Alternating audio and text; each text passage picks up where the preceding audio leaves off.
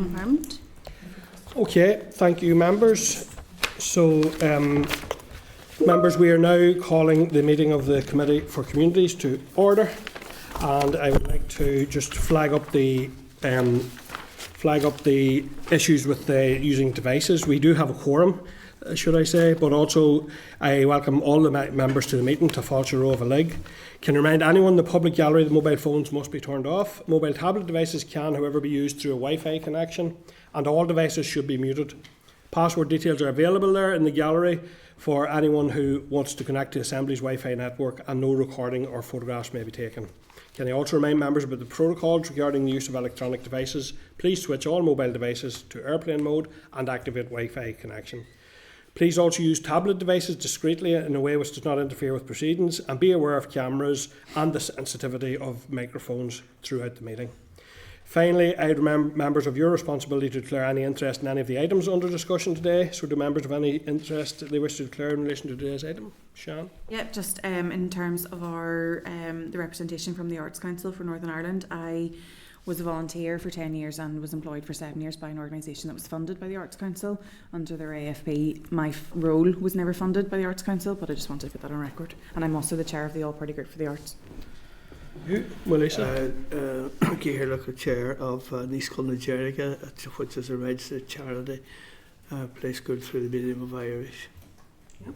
Thank you, and I also want to declare that I am a founding member and current secretary of Brantley Cultus, Kilturry Erin. Okay, members, we'll move on then to agenda item 1 is apologies. Clerk, do we have any apologies? No. No, thank you. Okay, moving on, members, to Chairperson's business. So in the first instance, I want to pass on the committee's congratulations to our colleague, Andy Allen, on his outstanding achievements in the Invictus Games. Mm-hmm. Yeah. You're here. You're here. Andy won a medal in all 4 events. All 4 events that Andy competed in, he won a medal. A bronze in the Nordic cross-country sit skiing, 2 silvers as part of the wheelchair rugby team, and another in the 1-minute sprint rowing event, and a gold medal in the 4-minute endurance rowing. So I'm sure members will join me in congratulating Andy on this impressive medal haul. Andy, a fantastic achievement. Thank you.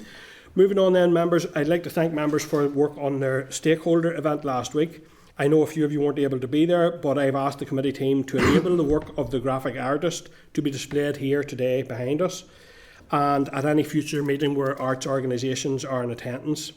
Hopefully you'll all get a chance to review it up close and have a look through it. It's a fantastically rich document in terms of a communication as well as a work of art. It's a fantastic, and I think a lesson for all of us in terms of being a wee bit more creative and imaginative about how we communicate and how we capture information and record it and communicate and transmit it.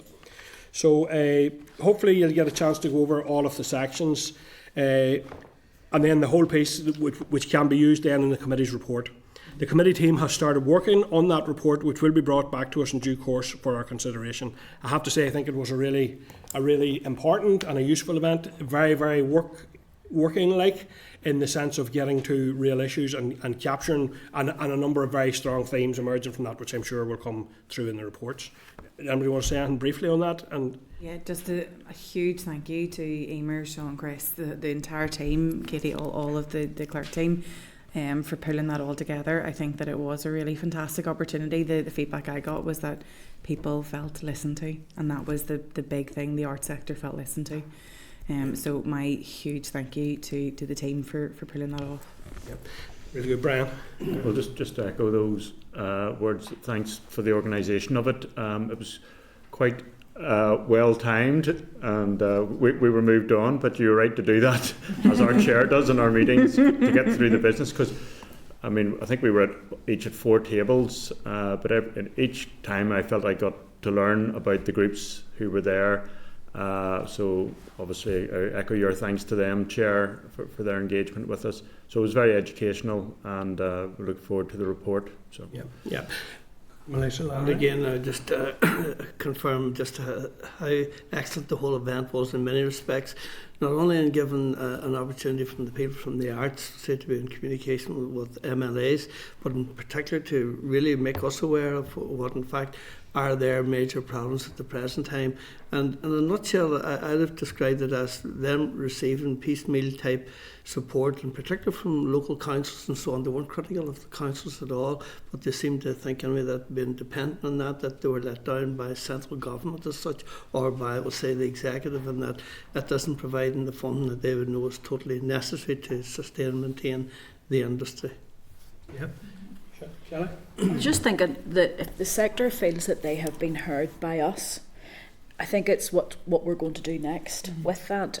So the report will highlight some of the issues that we heard from different organisations, but there were very similar themes. And I'm just wondering if once we get the report, if we could have a meeting with the section within the Department for Communities to tease out how they're going to deal with meeting some of those concerns, because as a sector, it provides that cultural wealth to Northern Ireland, and it is quite disturbing when you hear just how impoverished some of the sector are, and how much damage it's doing to our culture. So before us in 4 weeks. Yeah. So I think that we could push the department to outline how they're dealing with some of the issues.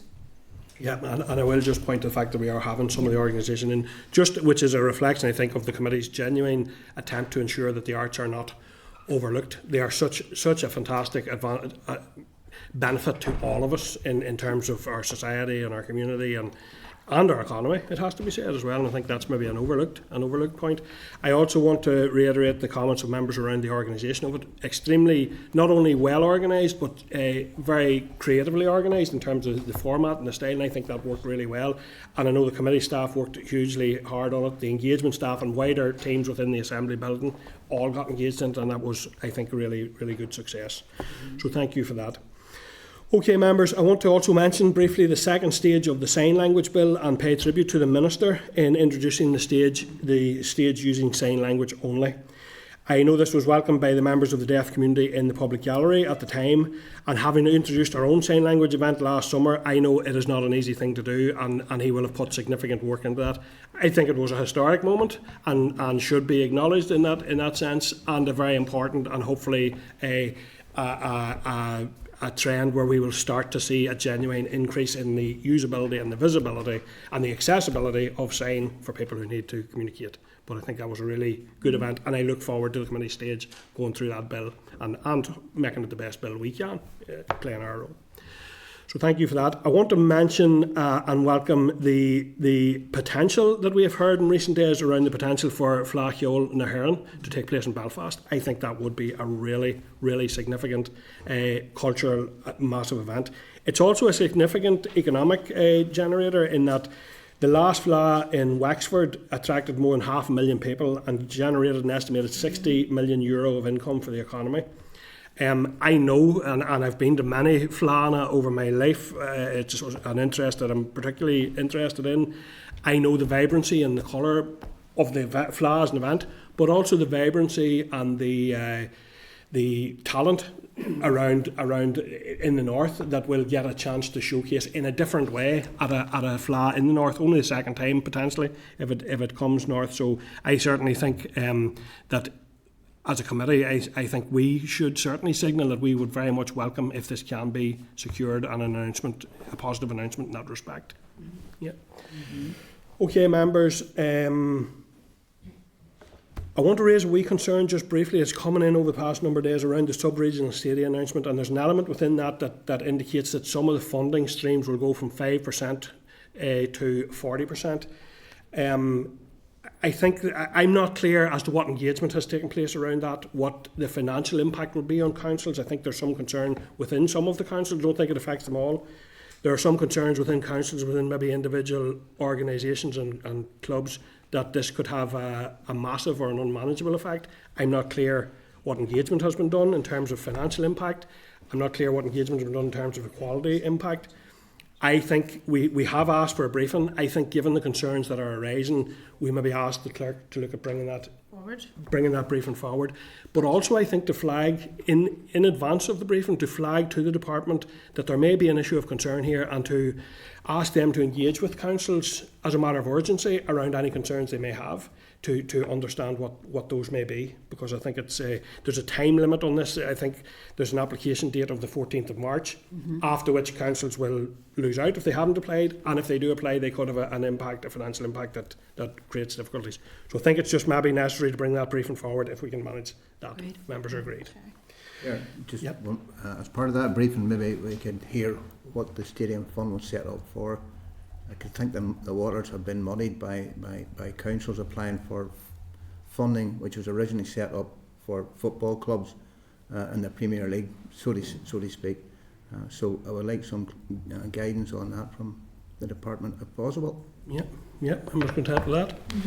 Thank you. And finally, members, then, I just want to mention that I attended yesterday in my own constituency, along with the Minister, the opening of a new 5 Mile Town Library, a fantastic facility, and it just reinforced for me the value and the contribution that libraries bring generally. And I want to mention, I have to say, and I said this yesterday, I have found library staff to be actually almost vocational and passionate in the work they do. They're a fantastic resource in areas, and I think it's important that we continue to value them and support them and develop them, indeed, as we have saw in 5 Mile Town yesterday. So I just want to acknowledge that. Okay, members, thank you. I'm going to move on to the draft minutes now, but I will say this: we do have a very packed agenda today, so if I could ask members, and I will try to be as tight and as facilitative as possible, but we will have to move through it fairly forensically in terms of timing to make sure that we get everything that's in front of us this morning. So I'll go first of all then to agenda item 3, which is our draft minutes, and I refer you to those which are at of the 6th of February meeting, and they're page 6 of your meeting pack. Are members content to agree the minutes of 6th of February as drafted? Agreed. Thank you, members. Matters arising, members, then. So you've been provided with a summary table of matters arising at page 18. So we'll go through those items by number and group and ask if you want to draw out any specific item within any of those particular groups. So I'm going to go first of all to groups comment on items between 4.2 to 4.7. Do members have any comment? Shan? Yep, on 4.2, I had raised one of the bereavement letters. I'm happy to share that if I can just redact the constituent details, but I'm very happy to share the whole 3 lines that were sent to the bereaved families. And then 4.3, if it's okay, Chair. Yep. Just really disappointed that a meeting hasn't been convened of that co-design group for the Irish language. I just think that the work is going on in the background, and it would be good to understand where the department is on that, particularly as it is, I suppose, a legal responsibility at this point. And yeah, I think that's my next ones are in the next tranche. Thank you. On 4.2, there are other jurisdictions that use a tell us once service, and I think that would be something that would be really, that thing of having to repeatedly. So I think it may be beneficial to get more info maybe on the tell us once scheme, maybe even a raise. We initially wrote to the department asking why that wasn't replicated here, and in terms even of parity, and the previous reply prior to this did outline that there was no parity. It didn't extend in that way to the service provision, but the department are keen to see the letter, so if we can share that letter. Okay. Yeah, okay, and we can come back to it in that way. Go ahead, Kelly. 4.5, I'm a little confused. Previously, when we had the housing executive in, they talked about the house sales scheme. The money that was generated from that, they were concerned that they weren't going to receive that money back again because they used it for disabled facilities grant. Now, we had communications to say that they weren't getting that money back again, but it says in this part about, the landlord section can't cross-subsidise to another scheme. I would have thought selling off the landlord's houses was cross-subsidy if the money that's made from that is used for disabled facilities grant. I may have picked it up wrong. It'll just be, could we write to the housing executive just to clarify, in the house sales scheme, any money that's generated, is that generated off the back of the landlord section of the Northern Ireland Housing Executive or the other section? And how can that money be used for the Disabled Facilities Grant if it is provided back to them? Clerk, are you Yes, content with how the can detail? it be used for the Disabled Facilities Grant? Yeah. And members content with that proposal. I also want to say on relation to the response there, 4.2, on the 1,000 DWP jobs, which were announced, and very welcome jobs in that sense. However, there was not a single job went to Tyrone, Fermanagh and Armagh. And that has been identified by the department as being because the infrastructure wasn't there. And I think that's something that needs absolutely to be looked at.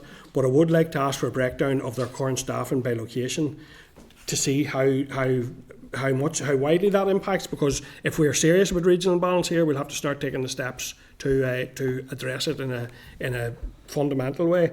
I also want to say on 4.3 on the Irish language, members content with that? Just on that same point. Yeah. I'd hope to make a point on that as well too. Just that I was very disappointed with that announcement as well, and that whilst to imply that the capacity is within the likes of these other locations and so on, I do know what this capacity was say in Strabane, and that that area in particular was sidelined or missed before when it came to the allocation of jobs and so on. So I would welcome just that response that you have asked for, Chair, in terms of an explanation in relation to all of this.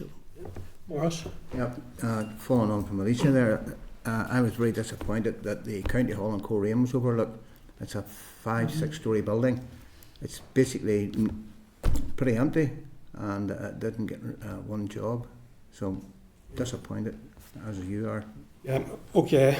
Thank you, members. So we'll... All right, and Yeah. ask for information on the distribution of jobs by geography. Yeah.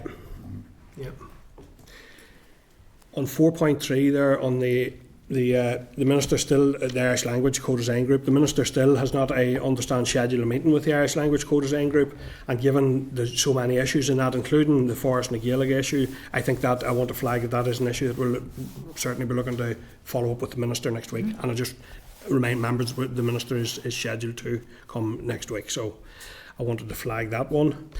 So any other items from 4.2 to 4.7, members? No, thank you.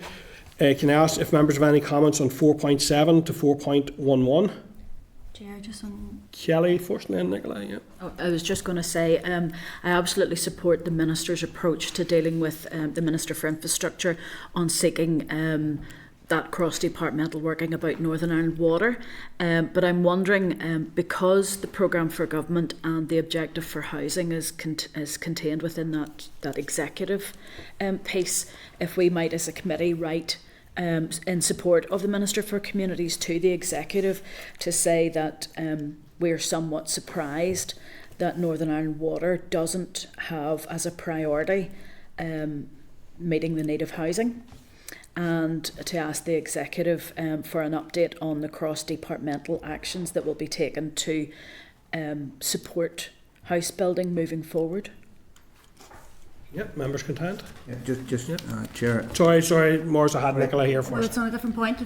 Is this on this point? Yeah, Yep. yeah. Just Okay. to ask the department what they plan to do to reduce leakage and pollution into rivers and waterways, and also how they plan to integrate the flood management scheme into rural and urban planning.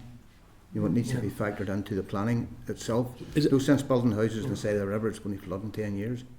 So I get the communities into planning, but is it to infrastructure really that you're aiming that? Yeah. Yeah. So, in terms of the communities committee writing to We infrastructure. can write to the Department of Infrastructure and we copy the committee for infrastructure normally as well.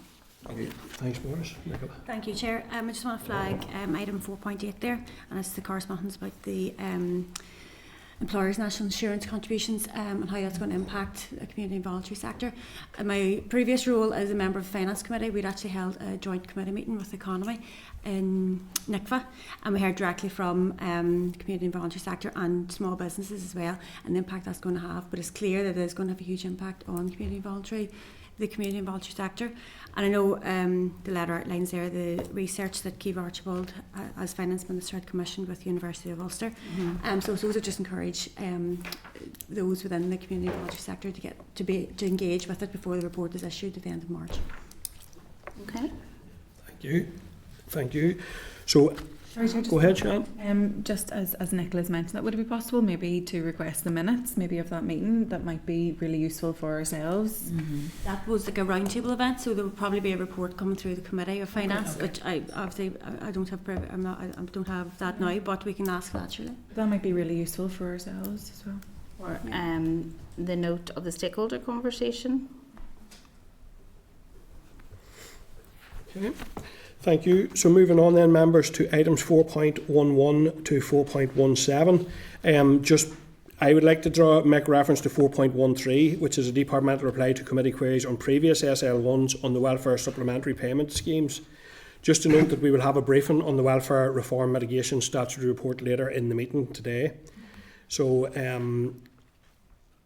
I also want to flag on item 4.17, there's a draft committee response to the Committee for Finance in relation to its previous correspondence to each committee seeking the individual 2025-26 budget allocations.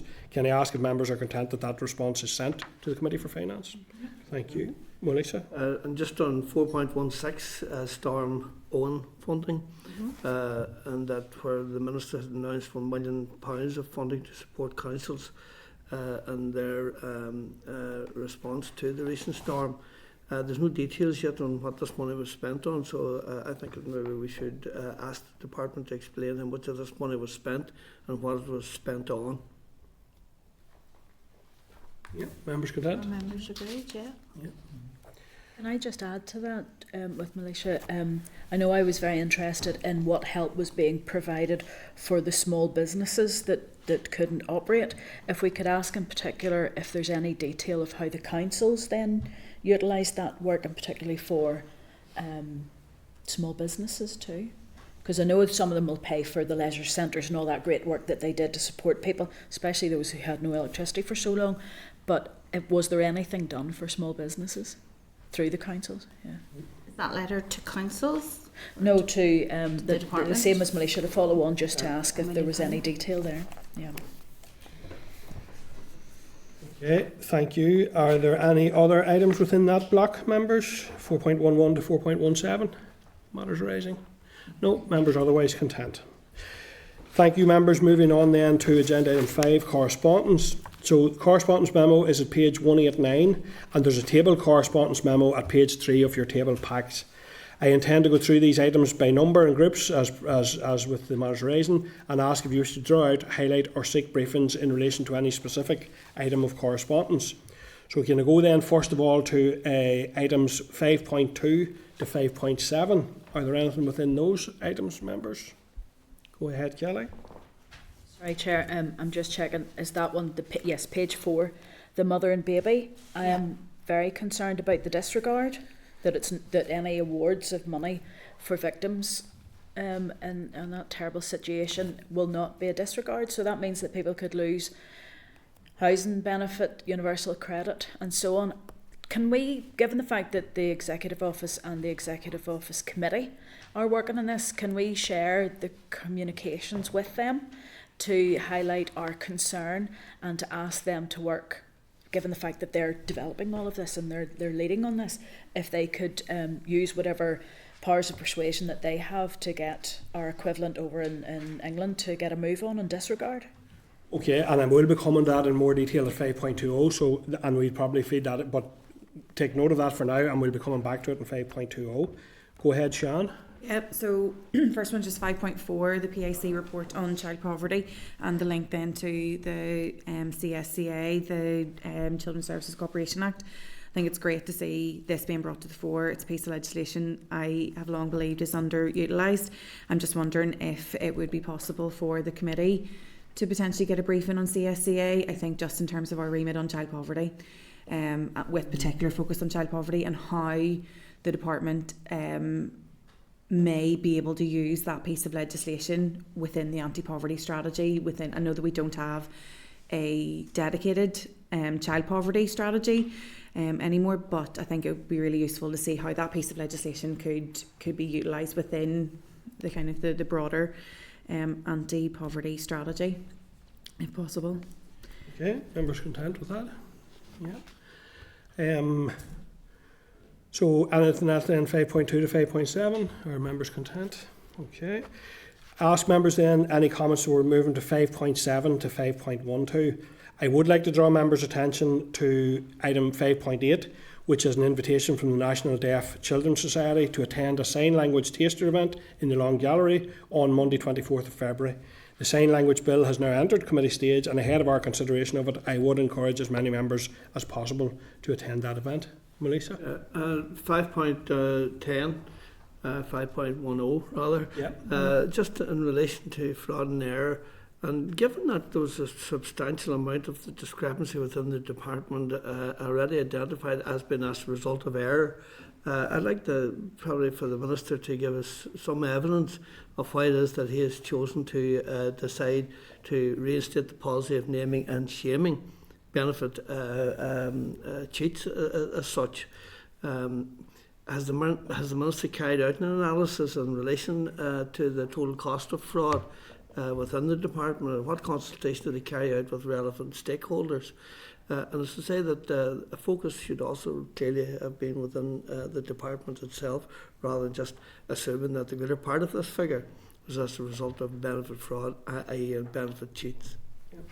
Thank you. You got that? Okay, Clerk. Sian? Thank you very much, Chair. Yeah, I mean, I think the statement, I absolutely agree, you know, we need to tackle this as an issue.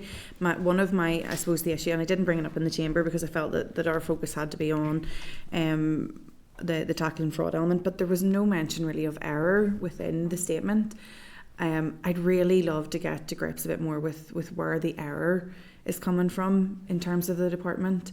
You know, we have last night somewhere in the papers we talk about our IT system and things, and we know it's outdated, so we know there's a lot of manual work that has to be done by officials within the department on welfare, particularly welfare supplementary payments. Is that where a lot of the error is coming from? Is it because of manual? Is it because of the IT systems? I would really love, if possible, maybe it's a session that we do with Paddy Rooney and officials the same way we did with the universal credit, that it's an add-on rather than taking up the actual official committee session business. But I think this is an element of the workings of the department that we need to get to grips on, and just an understanding more than what we can get through written questions would be useful. So whether that's an invitation for a specific briefing session on that. Yeah, fraud and error. Okay, an information session. An information session, whether that's useful for all members. I know that it would be especially useful for myself, just to get a chance to ask those questions about where that's coming from. Committee agreed. Yeah, committee agreed. Yeah. Go Yeah, ahead, well, Brett. just on the same subject, I mean, obviously we're all responsible for ensuring the public purse is well spent. So where people are committing willful fraud, it is quite right that there's a focus on that. But there is also error, either customer error or error in the system. That should also be, everything should be done to eliminate that, you know. And just to say, there is a potential for this to bring more money into Northern Ireland through Fair Start agreement, that there was a high-level agreement that where there be savings in removing fraud, that there was the potential for a share of that money to come into the Northern Ireland Block Grant from Westminster. So as well as being our duty to ensure that there's not fraud and to prevent that, and also likewise error, we can actually, there is an opportunity, if we can get a final agreement with Westminster, actually a share of that money to come back into public services in Northern Ireland. Thank you, Brian. Yeah, and I suppose some issues around it. Absolutely, let me say at the start, where someone is cheating or frauding the system, that does actually absolutely need to be tackled. In fact, I'm a wee bit curious as to how come it was an urgent statement, in the sense that that's something I would expect the department to be doing as a matter of course. I have to say, I do agree with the issue around, I'm not convinced that there is an evidence base that adding the names additionally to the department's website over and above court proceedings actually tackle that. It may fulfil some other function, but I'm not sure of an evidence base that it helps to address issues of benefit fraud. I'm also concerned about the error element of it and the fact that there was no mention of error in the statement itself. I would also be very curious and keen to find out as to what analysis has been done on the reasons why it has increased so dramatically. The figures are from 60 million, I think, to 160 million. Mm-hmm. So I would like to know what analysis the department done as to what that is, because I suspect that there may be an element here of, like we found out with carers allowance, that there was a significant level of, and with so much churn in the system of people migrating to universal credit and all of that, I wonder, is there something systemic here that is, because I struggle to believe that it's that amount of people who have decided to start fraud. The other thing I will say in relation to this is we still don't have an anti-poverty strategy. And if I think it underlines the urgent need for that as well. But I think we need to be really forensic, and I would support Melissa's call about any consultation that was undertaken, what advice was given by officials in relation to this, and also what are the total cost implications of the policy. Now, moving on to that, in plenary, the Minister made his urgent statement. He made reference in his verbal statement to setting up a task and finish working group.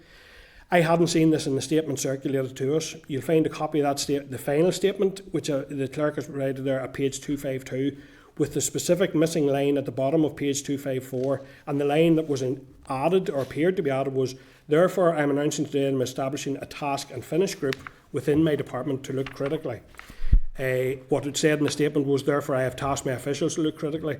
That, to me, would have been an obvious point of scrutiny had it come to Assembly, and I just do have some concerns around the accuracy of the statement as presented. So, Kelly? I have to say, can we all remember that it's welfare, and the approach that's being taken is that there's a lot of people committing fraud. We don't know if one person has a lot of money that they need to pay back, or it's lots of people that have small amounts of money to pay back. I have to say that having worked with the welfare system in Northern Ireland for some time, a lot of the issues happen with DWP systems, not necessarily with the people. The task and finish group, I would like to understand who they are, where they come from, what they'll be looking at, what the remit of them is, because if they're out just to target and to assume that citizens in Northern Ireland are fraudsters, that's completely against what the aim of welfare is supposed to be about.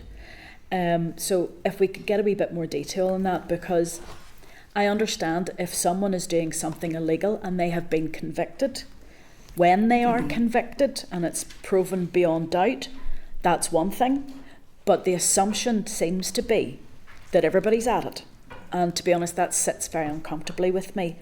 I would like to see just what the terms and conditions are for that, because there are a lot of questions that we have. We're still waiting on the department coming back to show us the actual system that people log into. Where can error happen? I have the impression from a lot of people that it's a very difficult system to use. So it would be good to improve our knowledge base on that and to understand what this task and finish group, and if it's task and finish, it must have a start and an end date. And are they targeting only people who are assumed to be fraudsters, or what's it about? Yeah, Alicia? And just on the same theme as well too, I'm inclined to believe that the greater part of this discrepancy is as a result of inefficiencies within the department, and it's a wee bit like shining the light on, i.e. the recipients of benefit, rather than shining the light on themselves within that particular department, and establishing just to what extent it is as a result of their own inefficiencies that it is costing the public purse. And I have no issue at all whatsoever that if someone is defrauding the system, that they should be fined and the likes of it, but to be creating this impression, just as Kelly has implied there, that a lot of people here in the north of Ireland are all involved in fiddling the system, whereas in fact, if anything, it would be a whole lot more efficient and less costly if they examined exactly what was happening within their own department in relation to how it is that they handle the whole benefit system to ensure there's not these errors within this creating a substantial amount of this 160 million we're talking about. Ryan? Just to come back on some of the comments, I mean, the total paid out in benefits in Northern Ireland is 8 billion. and the fraud, the estimated fraud is 2% of that. So the vast majority of people are claiming correctly, and are receiving the benefits that they're entitled to. So it's 163 million is the figure, which is calculated to be due to fraud. There are 10,000 cases a year. The vast majority of those are settled out of court and come to a resolution. But over the last 4 or 5 years, I think it was 264 cases gone to court. And certainly in terms of recent newspaper columns, where there is systematic or elements which are resulting in fraud, we welcome anyone bringing those forward, and the message from this committee should go out encouraging people, whether that's as a whistleblower or through the raising a concern policy. But the vast majority are very much receiving benefits that they're entitled to, as I say, that 98%. But the 2% is still a significant amount. The 163 million is equivalent to the entire budget for the Northern Ireland Prison Service and the fire service. So it's a substantial sum. So I think we should be supporting the Minister. It's not critical of anyone who's receiving benefits that they're entitled to, far from it. But the Minister's right to put a focus where there can be savings to the public purse and the opportunity to bring actually more money to public services in Northern Ireland. Thank you, Brian. Daniel? Yeah, Chair, thank you. I think all the comments are fair generally, but there is an issue here. I think we're all conscious that there's an issue here, and we have to be open about that and tackling it. There's also a huge amount of people that we all hear of that are hard-working people in our communities that are very frustrated that there are those within our constituencies that are what could be only described as doing the double, I suppose, or whatever. And it is leading to considerable frustrations from people that are going out every hour of the week working to try and make ends meet when others may be claiming benefits and working, I suppose. That's what universal and not credit's declaring for. it. So there's a number of things that are happening, and I hear Kelly say that's what they get universal credits for. The point I'm making, Kelly, is that there's people who are working that may not be paid legitimately, or maybe out, doing odd jobs or whatever and receiving cash. And the reality is that they're then receiving benefits as well. We can't sit around this table and pretend that's not happening. It is happening, and it's happening at a significant level in many, many places. And it creates a very difficult and frustrating situation for a lot of people that are working hard every week to make ends meet. There is an issue here, and it does need to be dealt with. I'm not sure that the naming and shaming element is the right response to it. I think Militia has hit the nail on the head in terms of looking at how the department can do these things better in terms of tackling this. And I also agree with you, Chair, that the urgent statement by the Minister probably is a bit of a worry, because surely the department should be proactively working to prevent the significant levels of suspected fraud that's going on in our communities in terms of welfare. But there's also issues as well, if you stretch this slightly further, in relation to people that are letting on that they're separated and taking up 2 houses, and we have a housing crisis. So there is an issue here, and I do welcome the discussion. Not sure that the naming and shaming is the most appropriate response to it. I think that there needs to be better safeguards than the department and a process that is fit for purpose to prevent this from happening, and some alignment, I suppose, in terms of systems out there, maybe with HMRC and others as well, just to do these be greater safeguards. But there is a system that has been abused here. Okay, thanks. And it's clear we will be conducting further scrutiny on this, so we will certainly be coming back to it. But for now, I'll go back to you, Kelly, for the last. Yeah, just to clarify to everybody here, I hope you all understand that bank accounts are fully open to universal credit. Part of the assessment period that is carried out every month that determines what benefits person receives the next month includes all of the income or any money that goes into anyone's bank account. Universal credit is there to encourage people into work. So people who are working, it would be better if we got away from this assumption that just because someone is on a benefit and they're working, that they're doing something wrong. They're actually doing what government wants them to do. I am concerned about the amount of fraud, but remember we've had the biggest increase in people moving on to universal credit because the move to UC scheme has been going on. Is there something wrong with the scheme that people are not able to follow and therefore fall into fraud? And as Brian has said, for instance, most of those cases are dealt with outside of court because they're probably a mistake that has been made and people are sorting it out. If there's only 240 odd cases that actually make it to court, the Minister's list of naming and shaming is going to be quite small. Yep.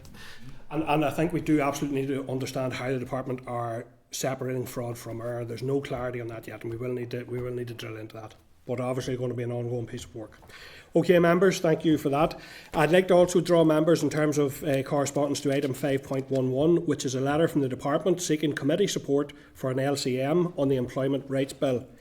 So, members, for information, the ERA Committee is receiving a briefing on this bill at its meeting today, having received notification of the LCM in November last year. The Committee for Economy is also involved, but it would appear the Department for Communities is in a lead role on this matter. Due to time constraints, once the Minister has led the consent memorandum in the Assembly's Business Office, the committee team has already requested an urgent briefing on this issue, and departmental officials have confirmed attendance at next week's meeting. Are members content that that's the approach to be taken, given the urgency? Yeah. Thank you. Okay, members, any comment then, members, on items 5.13 to 5.18? No, members content with that. Just to flag at 5.16, committee has been offered a briefing in relation to the Charity Commission scheme of delegation. Do members wish to take up that offer at some point? Yeah. Yeah, thank you. Members turn to table papers at page 3 there. At 5.20, and this is the one I mentioned earlier, Kelly, is a response from DWP on payments from the Mother and Baby Scheme. As you will recall, we were originally contacted anonymously for help on this issue, so in the hope that the original correspondent continues to listen in, I want to read out some of the DWP response. DWP states that claimants are not entitled to universal credit if they have capital of over £16,000. Capital in excess of £6,000 is treated as yielding an income known as assumed yield of £4.35 per month for each complete £250 over £6,000.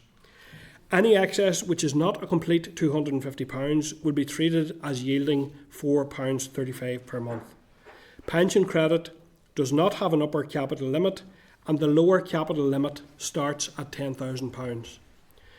There are currently no specific capital disregard in means-tested benefits for compensation payments made from the scheme for people living in Britain. However, there is a possibility that some parts of the payment could be disregarded under existing capital personal injury provisions. DWP officials are currently gathering the necessary information about the scheme so that advice can be sent to ministers to consider whether it will be appropriate to introduce any capital disregards for means-tested benefits in Britain. If ministers decide to make a change, existing regulations would need to be amended and be subject to approval from Treasury in respect of the savings foregone. Changes to regulations would take several months to be implemented and would require consultation with the Social Security Advisory Committee and the local authority associations. So I hope that the anonymous correspondent may have picked up on that information. It's the only way that really we can address that. Do members then, Kelly, do you want to revisit the questions, or can I just check if the clerk's clear on Kelly's question on that regard? I'm not. Apologies for jumping ahead on that. I thought we were going to the You're table fine. papers earlier, Chair. Yeah. I think we need to provide copy of this information to the Executive Office, asking them for what they're taking action-wise to enable the disregard, and also to make the Executive Office Committee aware of this as well. I don't know, so I need to ask the question: what's happening with other victims and survivors' payments? Are they all disregarded, and why is this different? If anybody's receiving money, it's because they have been a victim of an awful thing, and the money, whatever it's going to be used for by them, is for them to decide. I just think that if you think about it, if someone loses their housing benefit, they may well lose their house as a result of receiving a payment for being a victim. And to not have a disregard is difficult to understand. So if we can let others know, the Executive Office and the Executive Committee, about this, then maybe as a holistic approach we should be dealing with the Westminster to make sure that the disregard is put in. As far as it taking a bit of time, let's protect victims. I'm sure they could do it a lot quicker if they wanted to, but a disregard, if there's already one in place, for instance, for victims and survivors of other issues that have come forward from Northern Ireland, then I think the mother and baby homes victims should be given the same disregard. Yeah, I would agree with your comments. Are members content that we forward that as suggested by to the Executive Office and to the TO Committee? Yeah. Make sure they're absolutely aware and what actions that they can do to encourage those that need to be encouraged to make the amounts a disregard. Yeah. Thank you. Members content with that? Yeah. Then moving on to the last correspondence item, members 5.21 to 5.27. Do members have any comments on any of those items? 5.21. Go ahead, Brian. Just briefly, I mean, the 5.24 is a press release regarding the place-making exercise in the Greater Shankill area. So I'm surprised Greater Shankill wasn't on the earlier list. I was wondering, was it outside the time frame which the Housing Executive provided? I was going to chase that up, but I just see it is listed there as a place-making exercise. So in the earlier correspondence, because I've been attending meetings as part of that, but anyway, I'll check that maybe myself, or even if you didn't mind writing, just ask for clarification on that, Clark. What is the question, So sorry? we were given a list earlier of placemaking exercises, Yeah. and on the Belfast list I thought Greater Shankill would have been on it, and then I know it's also called a craft kit exercise, but I see it is referred to as placemaking there. So Okay. anyway, it's just to point that out that is an additional one in the Belfast area. Thank you. And I'd just like to comment on the note there on the relaunching of the LIFA, the language scheme that will support people going to the Gaeltacht and that already that there's an expectation of a very high demand, which is a reflection of the success of the scheme in itself. So it's to be welcomed. Thank you, Melissa. Okay, members, moving on to... Yep. Can I just say, the press release that we have about the investment in motorsports, while it is very welcome, I'm glad to see motorsports getting that investment. This is the sort of thing that I think we have raised with the department before. Was there a problem with them providing information to the committee in advance of the announcement? Money's been given out left, right and centre, and we're not being given any time to scrutinise. I thought we'd sort of cleared the decks with the department, but if this is going to continue, I have to say I'm very disappointed after the discussions that we have had that the information coming after the fact is still happening. Yep. Okay. Could I just make one wee comment on that too, that whenever you talk about the press release as such, that whenever I was reading down through it, and I was involved with the motorsports when I was mayor in Derry and was very supportive of it as well too. But in the press release itself, it implies that the funding is to be used for the purchase of like bales of hay as a safety measure. And I thought to myself, I'm sure if other people are reading this to be saying, God, that's very dear bales of hay, they're nearly 7,000. So I'd have thought that they should have been maybe a wee bit more explanatory of what it was that they were spending the money on. Chair, it's important to point out that it's not bales of hay. It's big, large bales that protect the rider's life should they come off. But I take your point. Okay, thank you, members. Anything else within 5.21 to 5.27? Members content with that? No, thank you. Okay, members, moving in on, and we are significantly under time pressure already, so let's bear that in mind. But we're moving on to our first of today's in-person briefings. We have agenda item 6, a departmental briefing on the Welfare Mitigations Statutory Report. So, members, the briefing paper starts there at page 966. And I now welcome the following officials to our meeting this morning. So Mr David Tarr, and David is Director of Social Security Policy, Legislation and Decision Making Services. Jennifer Gibb from the Welfare Mitigations Lead, or who is Welfare Mitigations Lead, and Eamon Lynch, also from Welfare Mitigations. So David, you're very welcome here this morning. Committee members have been waiting patiently for this briefing for some time. Can I invite you to go ahead and make your opening statement, and then we'll move to questions from members. Thanks, David. Thank you, Chair. I'd just like to thank you for the opportunity to speak to you today on the Welfare Mitigation Scheme statutory report and the legislation to both extend the current mitigation schemes and to put payments made to those in receipt of universal credit on a statutory basis. As I've already said, I'm joined today by colleagues Jennifer Gibb and Eamon Lynch, who work on the Welfare Mitigation Schemes. As the committee will be aware, the Welfare Supplementary Payments Amendment Act Northern Ireland 2022 required the Department to produce a report assessing the operation of the Welfare Supplementary Payment Schemes before the 31st of March 2025. The report was laid before the Assembly in December 24 and published on the Department's website on 9th of January this year. In conducting the review, the Department gathered evidence on the expenditure of each welfare mitigation scheme, the number of people benefiting from each scheme, and the operational challenges with the delivery of the schemes. The Department also sought the view of stakeholders and the public through an engagement event and an online public survey. There was no statutory requirement on the Department to seek external feedback, but it was considered that this would be a valuable input to the report and to inform the recommendations.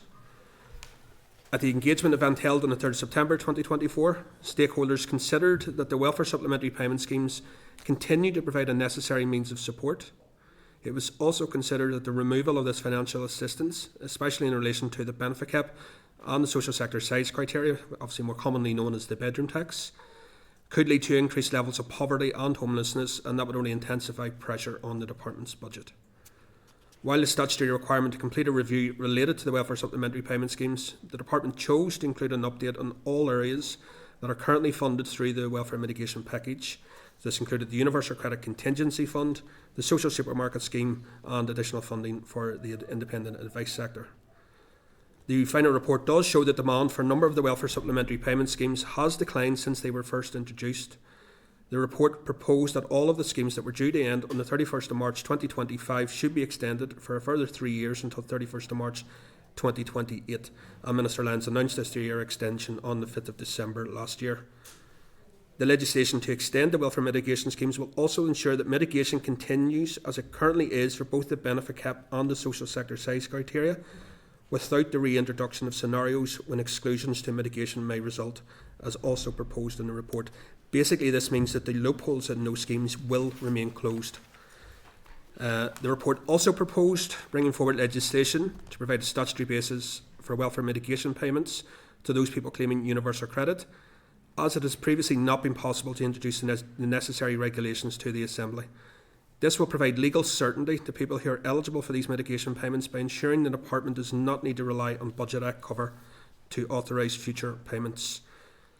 Two further proposals in the report in relation to the welfare supplementary payment schemes were to consider how communications around the welfare supplementary payment schemes could be improved and to make them clearer and easier to understand, and to look at how the current operational delivery of the schemes can be enhanced if possible, considering both IT and improved manual solutions.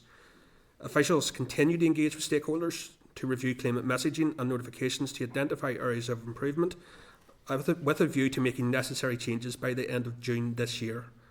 And officials will also be considering improvements can be made to the delivery of the welfare supplementary payments. Finally, the report also includes proposals to continue social supermarkets in recognition of the pressure on household budgets due to the increased cost of living, and to continue to fund advice services at existing levels. To finish, I'll provide a brief update on the legislation brought forward to extend the welfare supplementary payment schemes. The committee will be aware that the SL1 relating to the extension regulations has been shared, along with SL1s to provide statutory relating to the legislation to provide a statutory basis for welfare supplementary payments to those people in receipt of universal credit. I can advise that the Department intends to lay the extension regulations in draft before the Assembly in the coming days, and it is expected they will be scheduled for debate in March. This means they will come into operation prior to the 31st of March 2025, therefore avoiding any future cliff edge. And legislation will also be introduced to provide for a statutory basis for the payment of welfare mitigations to those people claiming universal credit. These will be progressed alongside the extension regulations. Our expectation is they will be scheduled for debate at the same time. I hope you find this helpful. Myself and my colleagues are happy to take any questions. Thank you, David. And yeah, certainly we welcome that those mitigations coming, because there is, I think, a growing concern again so I think that is timely, and it will be good to see those coming through the system. I suppose one of the things I want to flag up is around a lot of people within the sector, experts within the sector, are flagging up and calling on the Minister to mitigate the 2-child limit. So are the department taking any steps at present to introduce mitigation on that 2-child limit?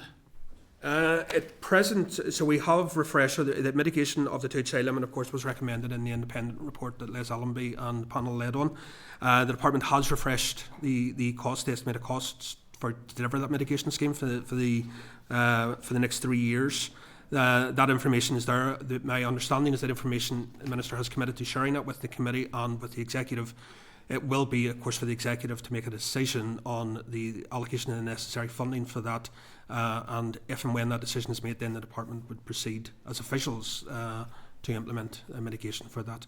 So I suppose in summary, we have the estimated costs there, and it's really then once we get a green light. Our focus has been, I think, understandably, to get these ones over the line, and the legislation we have literally just been wrapping that up this week.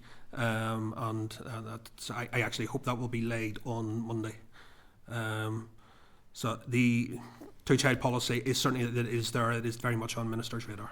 Yeah. And how much are we looking at there in terms of mitigation? I don't think I can give those figures. They are currently with the Minister, and it's for the Minister, I think, to clear them to be shared with the committee.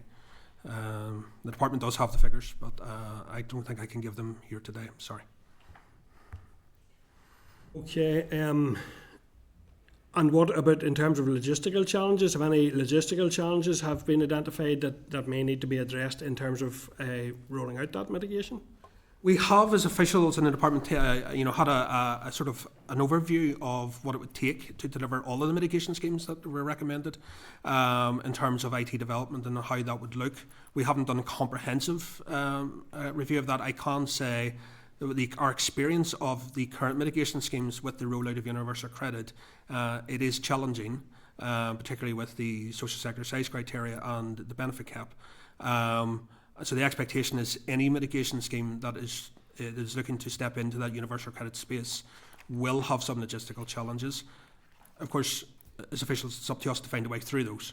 I wouldn't say that there's anything there that we have flagged that would be insurmountable. Our view is, and I advised the independent panel when they were preparing a report, is the mitigation schemes are deliverable if the money is available.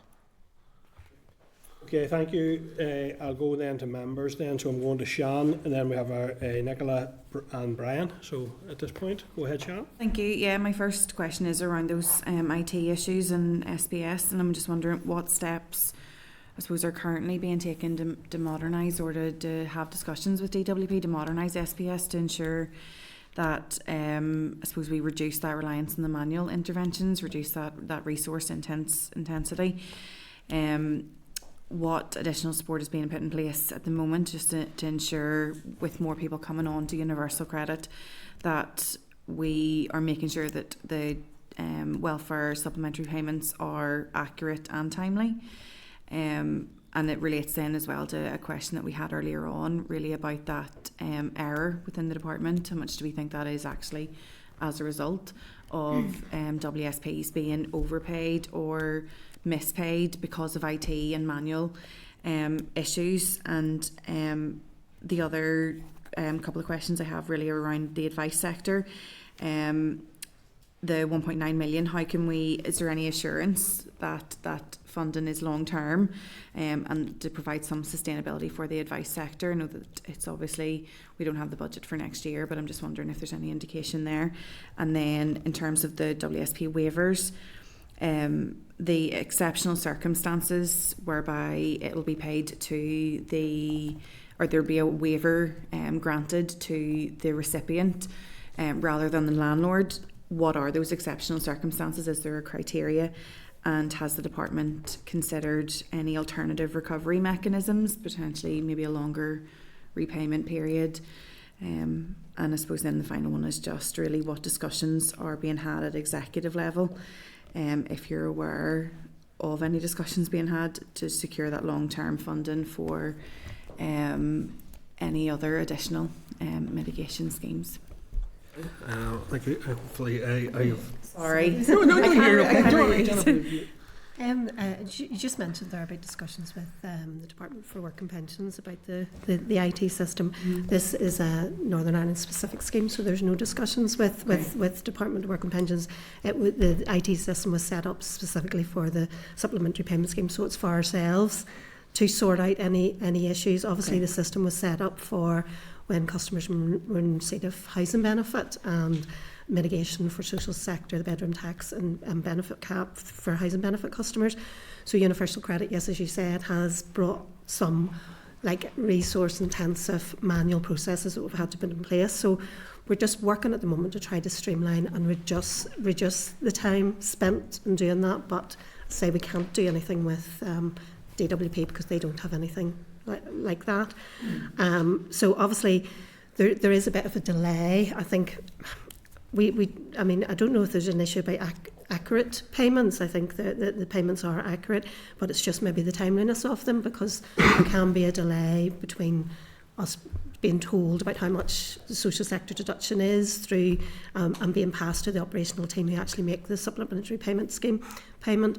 So there can be a delay there, which can result in an overpayment and underpayment. But as I say, we are working to try and streamline those payments and make sure that payment goes over as soon as possible and reduces those underpayments and overpayments.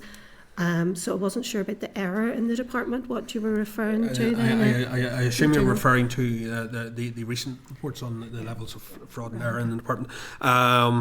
My understanding is they relate to social security benefits, but to be honest, I would have to confirm on the WSP fraud and error. It's obviously not my area. Really useful, because I haven't seen any of those that. figures in terms of where the breakdown of error is the most recent one, so that would be really, really useful. Yep, we can certainly David, take that away and confirm that.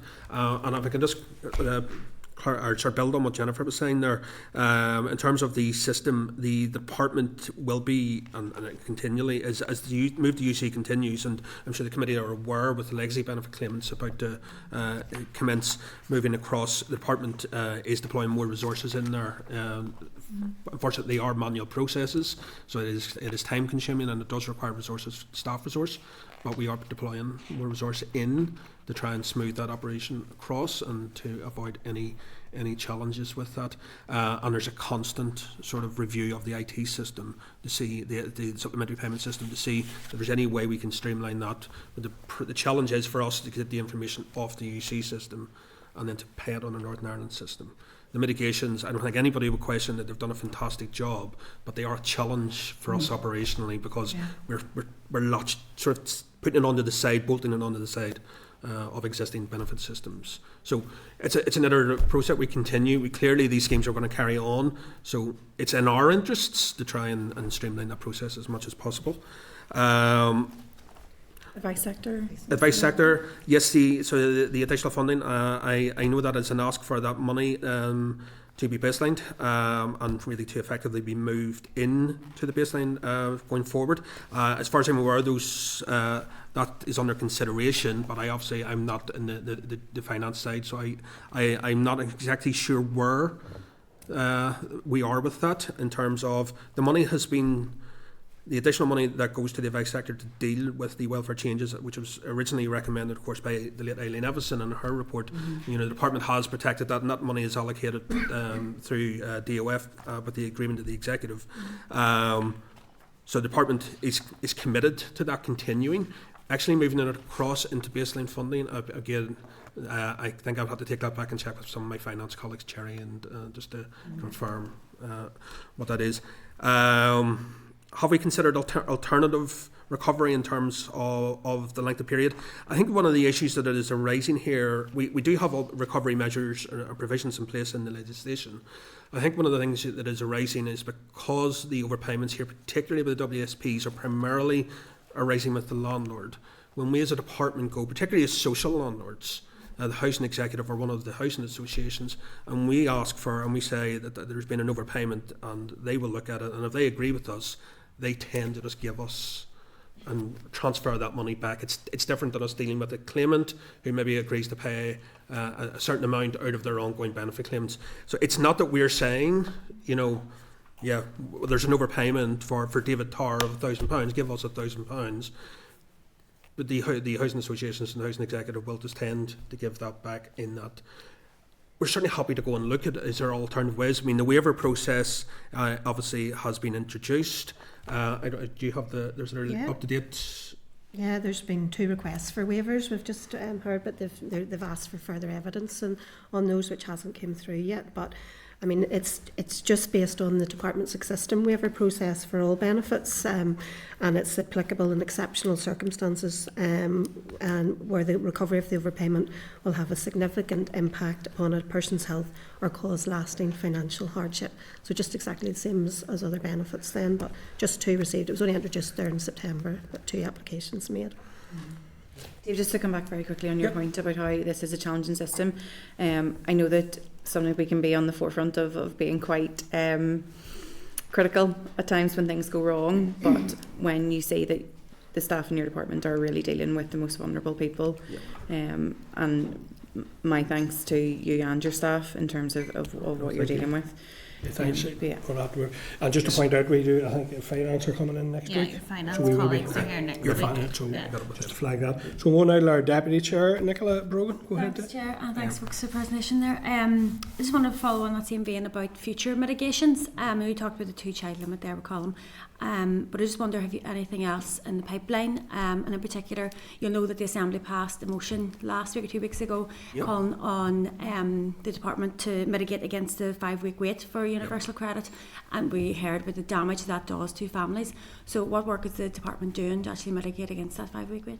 So obviously, I think as Minister covered in his response during the motion, the department, there are the elements that are built into universal credit, such as the advances.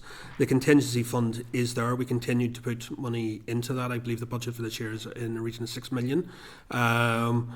And we continue to promote that. At this moment in time, I mean, obviously we have noted the motions, both motions, including the CARE payment, which is effectively a future mitigation. I think under a slightly different name, but it is what was recommended in Liz Allenby's report, who of course CARES and I were part of that panel. Officials, we have met with Minister, and we will be. The motions were only passed last week. It's obviously something we will need to consider. As a department, we believe that the combination of what we have with the advances and the contingency fund, I think we're probably gone. We believe we've got support that's there. Is it enough? That's a debatable question.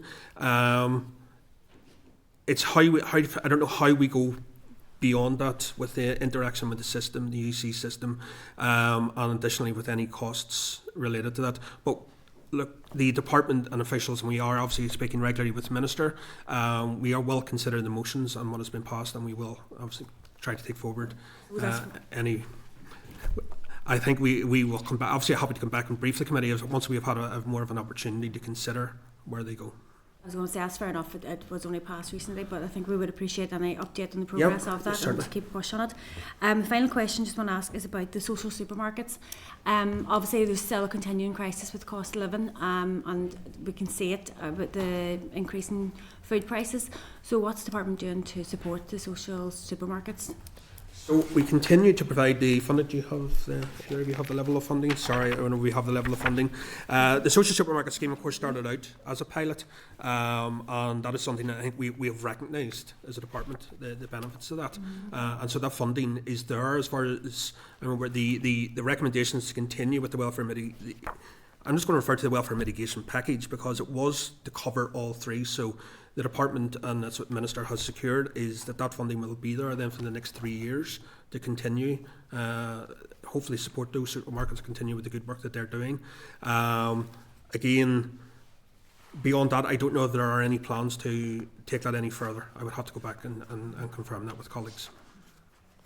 Thank you. Thanks. Okay. Thank you. Brian?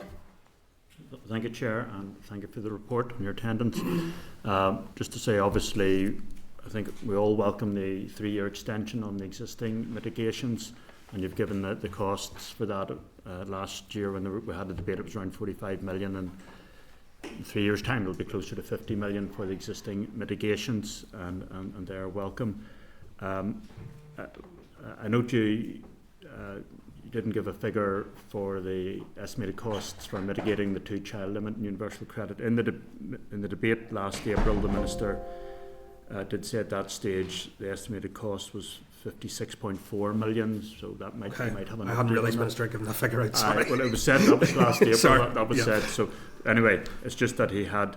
He also said at that time, just for the record, that he understands entirely why people were raising issues. He says, I do not support or defend the 2-child limit in any way, and I do not think that it is of benefit to people in Northern Ireland.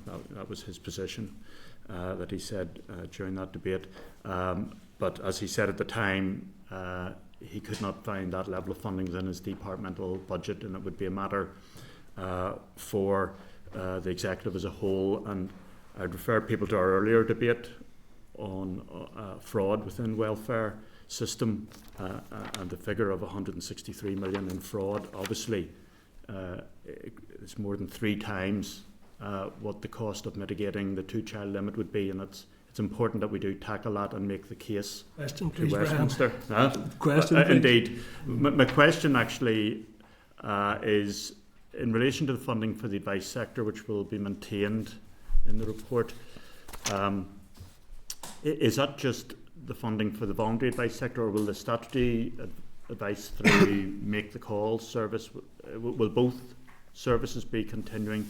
And obviously there will be an impact on the voluntary sector with increase in employers' national insurance contribution, the minimum wage. I'm not sure if any of the staff are at that level, but with a substantial increase, which we all welcome. But if the funding's been maintained at existing levels, that will have an impact on the amount of hours. Is there any move to support groups to maintain existing staff contracts?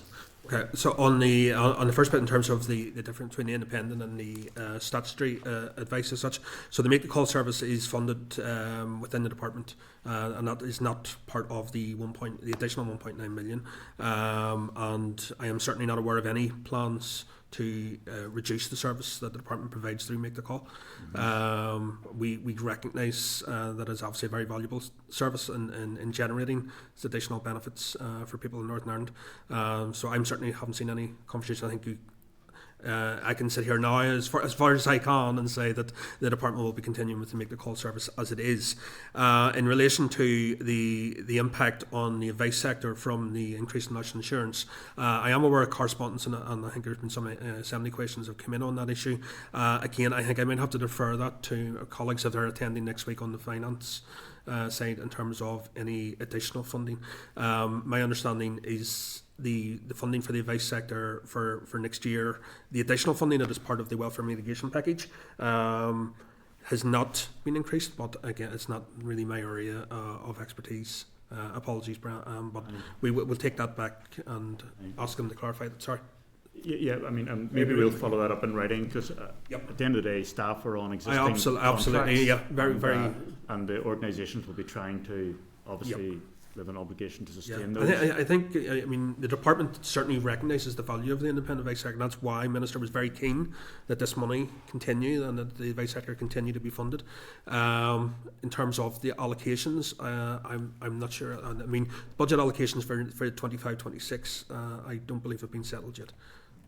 But I believe if you're getting a briefing from finance directors, they would be able to go into more detail on that. Sorry. Okay, I'm going to just ask members to be as brief as possible now. There's a few coming in. Kelly, and then Andy, and then Morris. Thank you, David. Good to see you again. For all the years that we've heard you and you've suffered us. 2 very quick questions, and it's about Make the Call in the advice sector. Is there any plans to do an independent review to ensure that there's as little duplication as possible with Make the Call in the independent advice sector? I suppose it would have to be an independent consideration there because of the departments involved. And the second one then is we now have the housing strategy, and we have people who are in receipt of the social sector size criteria.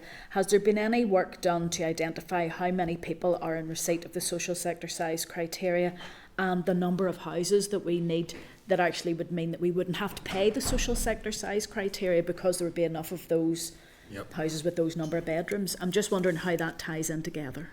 Okay, in terms of an independent review of the advice services that are provided, again, I'm not aware of anything that is currently planned.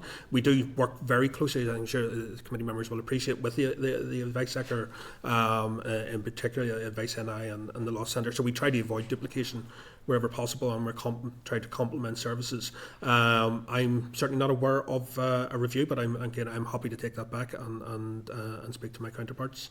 I'm sorry, Kelly, what was the second part of It's your? the number of people on the social sector. Yeah. Yes, I know when we looked at the review back in 2022, I'm trying to remember now my exact years, the previous review that we done when the schemes originally, and that there was an assessment by our housing colleagues that it would take a considerable number of decades, let's say, in order to rectify the housing situation, such as that there would be enough properties that people wouldn't have to under-occupy and be affected either by the social sector size criteria or the local housing allowance.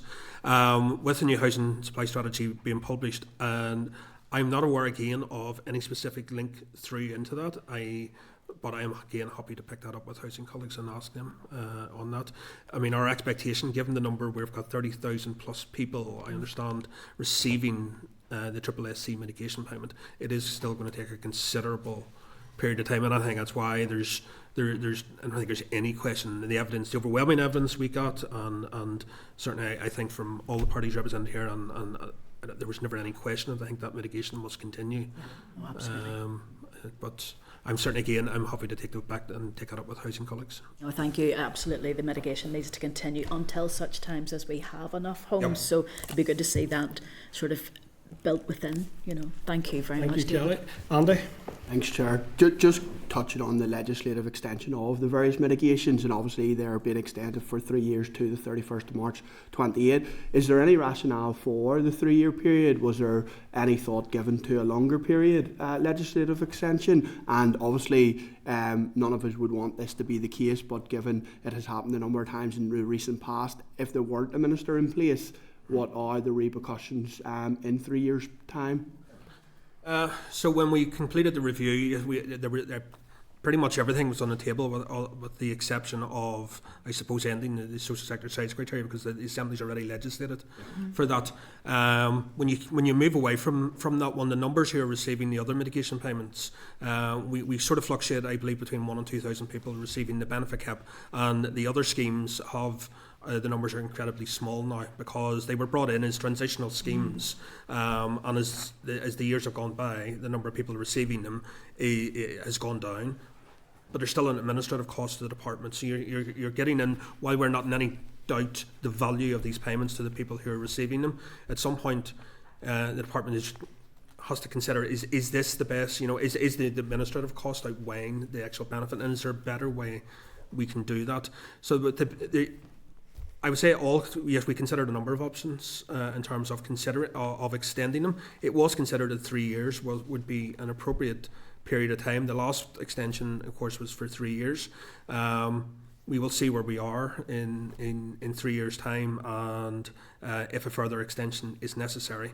I don't think there's any absolute right or wrong. There's certainly a strong viewpoint that these should have been continued indefinitely.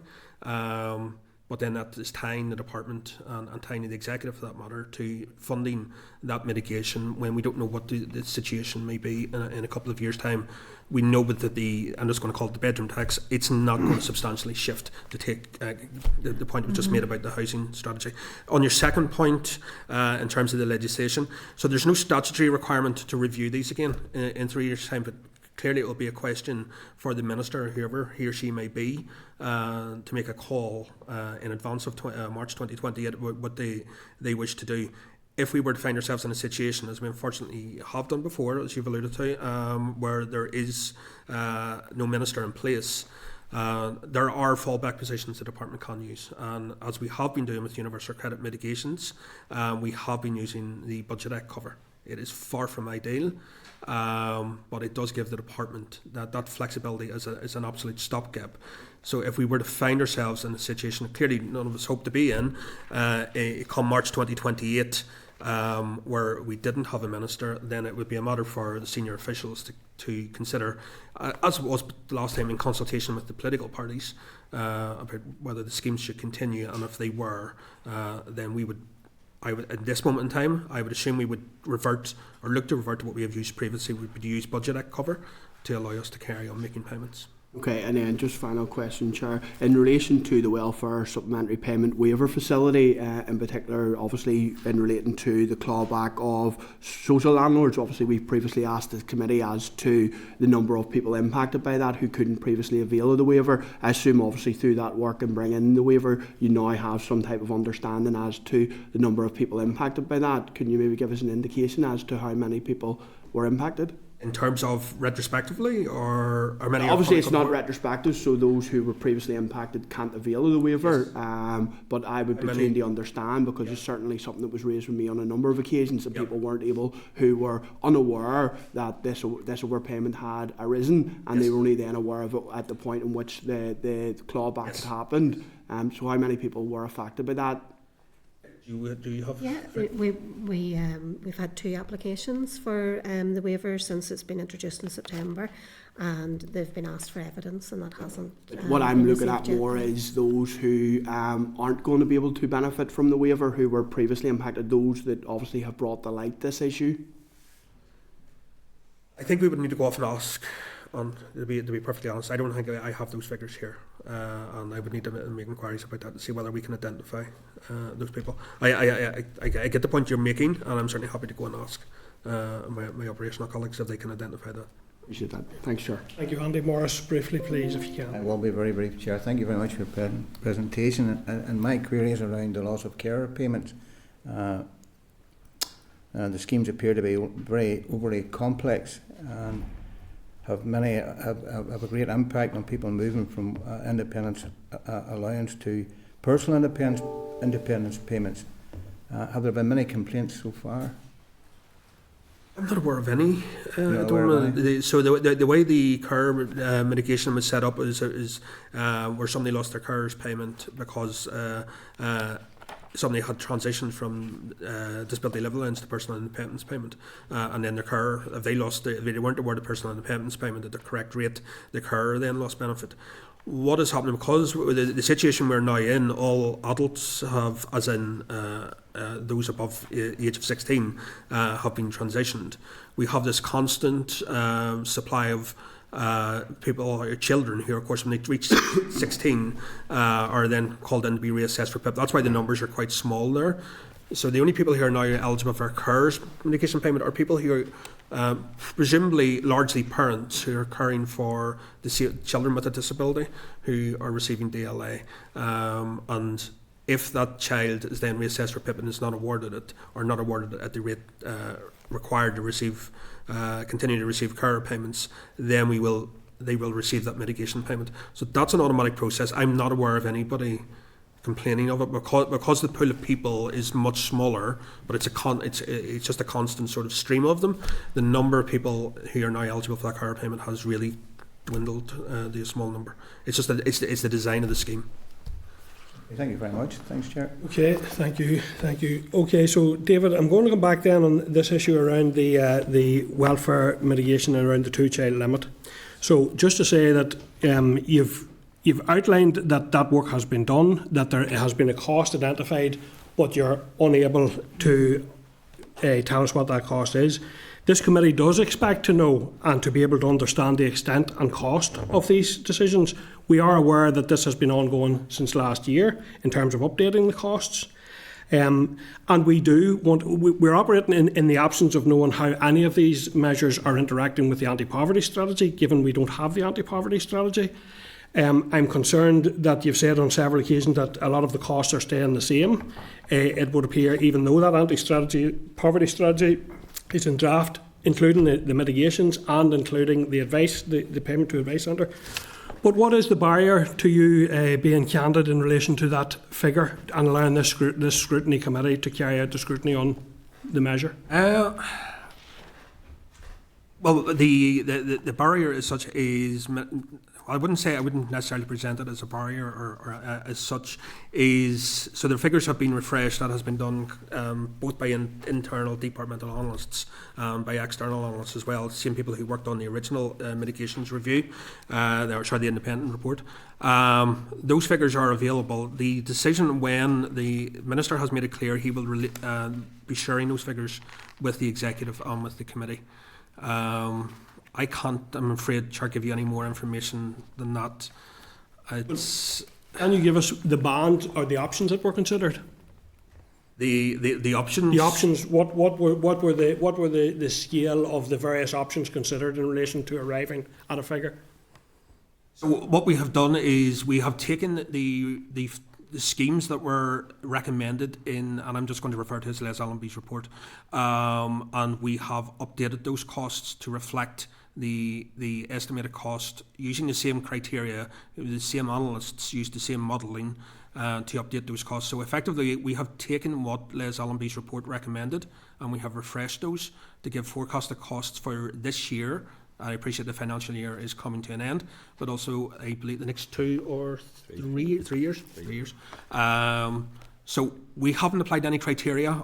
We used the same criteria that were used by the independent panel, and we have simply put it through the same modelling to come up with a refreshed cost. And then, excuse me. Okay, sorry, so listen, I think it is dissatisfactory. You know the figure. You've told us you know the figure, but you're not telling us the figure. I want to put on the record that is not satisfactory. I also want to state that, or ask you actually, given the figures that have been released around fraud and error, yes. Do you think that it would that not indicate that we should be looking at supporting the advice sector better? And obviously within the plans you've stated that is not increasing. Why was that decision made to not increase advice in light of all of the other information?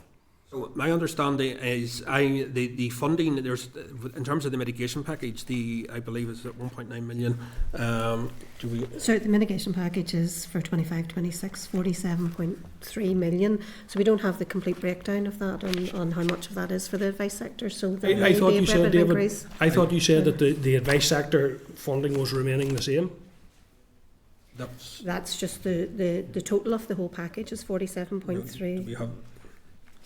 Do we have the breakdown? We don't have that. We don't have the breakdown. That would be for finance colleagues to give to us. But my understanding is, and I apologise if that is not correct, but that is my understanding. But what I would say is that is the figure that is related within the welfare mitigation package. There is a separate stream of funding that goes to the independent advice sector that I'm unfortunately not responsible for. Okay, and in light of increasing levels of poverty, increasing inflation, which is impacting food, is that satisfactory?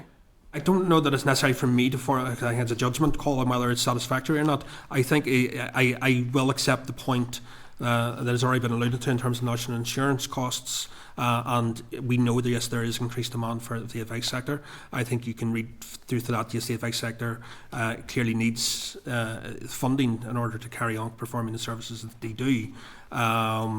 I know that, with respect, I know the answer you may want me to give, but I don't know that it's really for me to say if the funding provided by the department is satisfactory or not.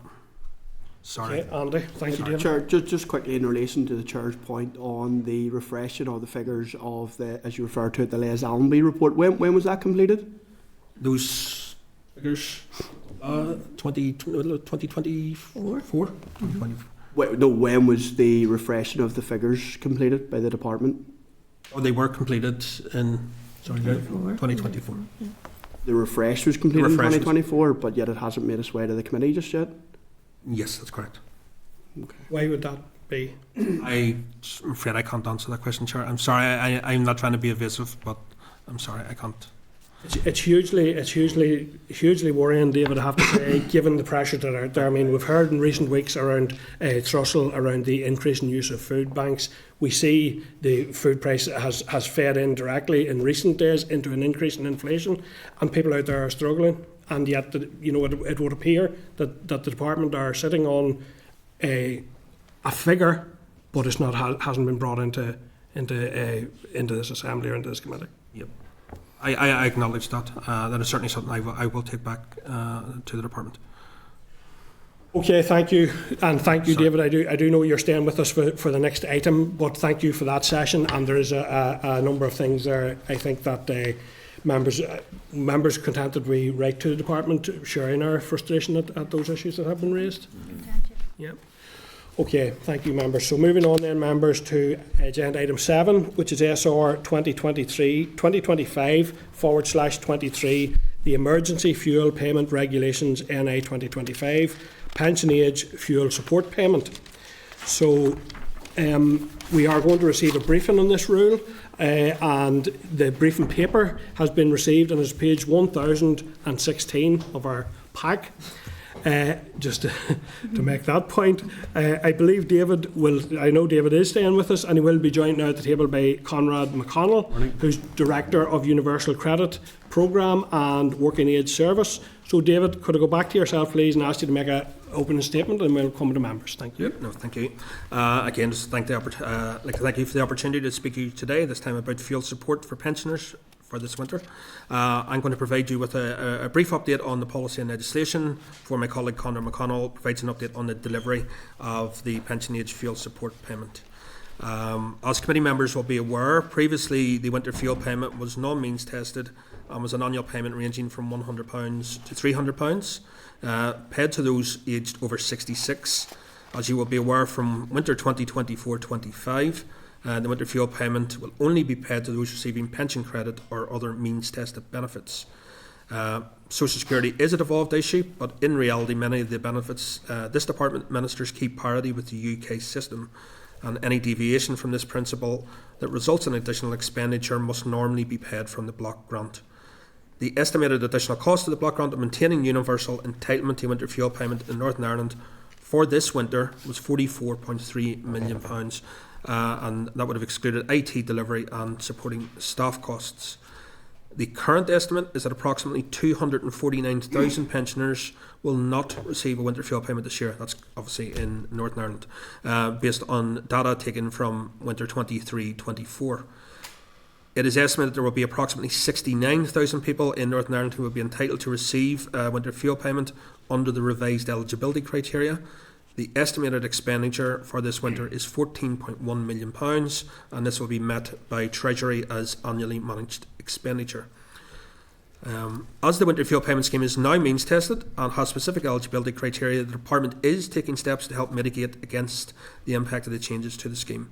The Department is introducing a pension age fuel support payment scheme for this winter. This will provide financial support by way of a one-off payment to pensioners who are not in receipt of pension credit or other means-tested benefits and who are not eligible for the winter fuel payment. In other words, unlike the winter fuel payment for winter 24-25, the pension age fuel support payment is not means-tested. An eligible pensioner can get a payment if they are working or claiming a benefit. The eligibility criteria will apply during the same qualifying week as the winter fuel payment, which for this year was the 16th to the 22nd of September 2024, and a pensioner must have been born on or before September 22nd, 1958. Minister Lyons bid and successfully secured £17 million to fund the pension age fuel support payment. The total value of the payments is currently estimated in the region of £18 million, excluding administration and IT costs. The Department plans to meet these additional costs from within its existing budget. A payment of £100 will be made to a single pensioner living alone. A payment of £50 will be made to each eligible pensioner of the household if there is more than one eligible pensioner in the household. The pension age fuel support payment is a one-off lump sum payment and is not taxable, and payments will be disregarded for Social Security purposes. There will be no application process. Pensioners will get the fuel payment automatically if they are eligible. And in the event of a payment not being received by the 11th of April, a person may contact the department and we will take the necessary steps to confirm eligibility and, if entitlement, make the payment.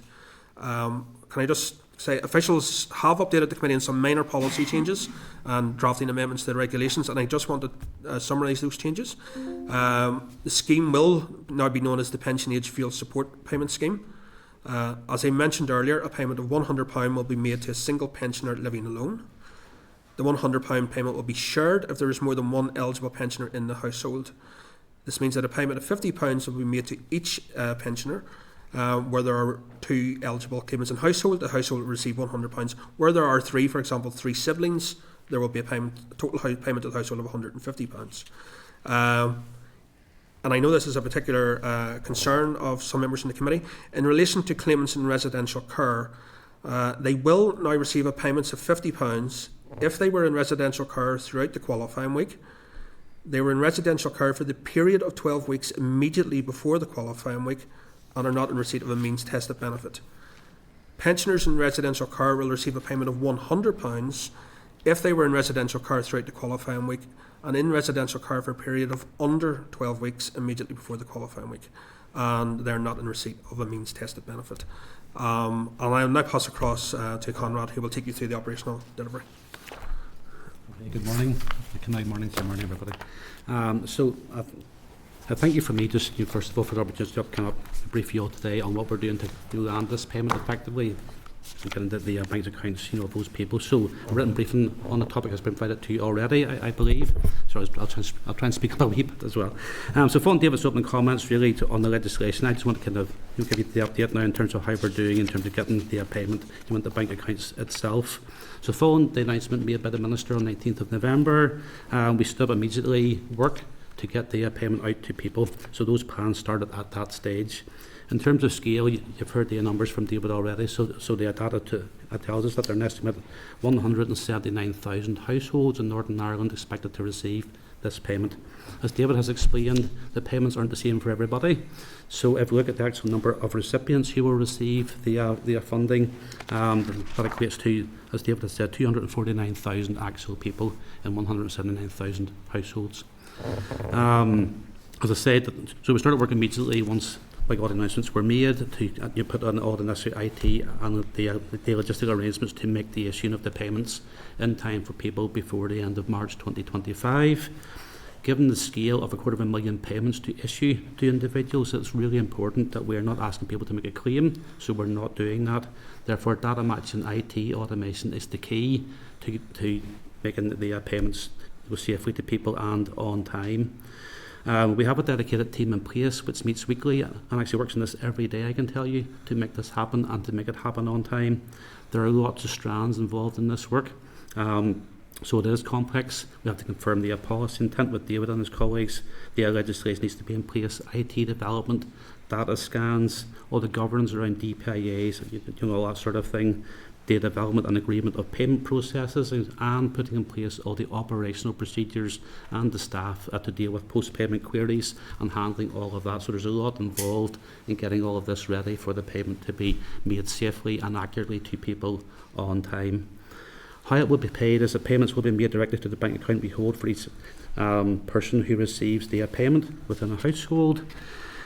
As I said, the IT work is ongoing. It's taking place over 5 IT sprints. We are in the middle of sprint 3 at the moment. Everything is on track at the moment to be done on time. There's a lot of detail, in all of that. But despite all the complexity across all the various strands of work that I've mentioned already, lots of effort, I can tell you, is being made on this, and we are on track to have the payment paid before the end of March 25.